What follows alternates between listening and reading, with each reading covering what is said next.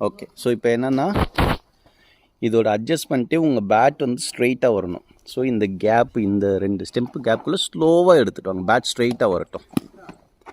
ஸ்லோவாக அட்ஜஸ்ட் பண்ணி எடுத்துட்டு வாங்க. Very good. இது மாதிரி ஸ்லோவாக பண்ணுங்க. இதில் என்ன தப்பு பண்ணீங்கன்னா, பேக் லிஃப்ட்டு ஃபஸ்ட்டு சொன்ன பாருங்கள், கல்லிலேருந்து வருது. இங்கே உங்கள் இடுப்புக்கு மேலே பேட் லிஃப்ட்டு எடுத்துகிட்டு போகாதீங்க. அப்படியே எடுத்துகிட்டு வாங்க. இப்போ தெரியுதா? ஆமாம்.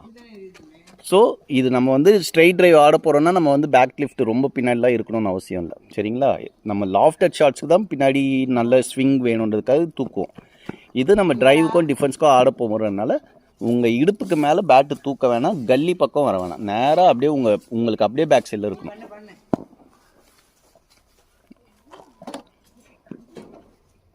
ட்ரை பண்ணுங்கள். ஸ்லோவாக வாங்க.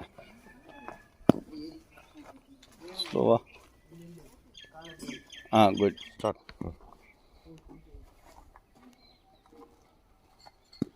என்னோட ஷாட் பார்த்தீங்கன்னா பேட் லிஃப்ட்டு வந்து இவ்வளோலாம் போகாது. இங்கே பண்ணீங்கன்னா உங்களுக்கு வந்து இன்னும் ஈஸியாக இருக்கும். நீங்கள் எதுவுமே அட்ஜஸ்ட் பண்ண வேணாம். நம்ம ஆட போகிறதே ஸ்ட்ரெயிட் ட்ரைவ் தான். ஓகே, சரியா?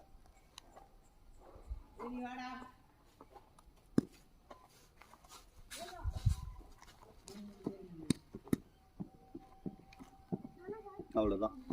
நீங்கள் எந்த கரெக்ஷனும் வேணாம். நம்ம இதை வந்து பேட் வந்து ஸ்ட்ரெயிட்டாக உள்ளே வரணும்னு வந்தாலே ஆட்டோமேட்டிக்காக வந்து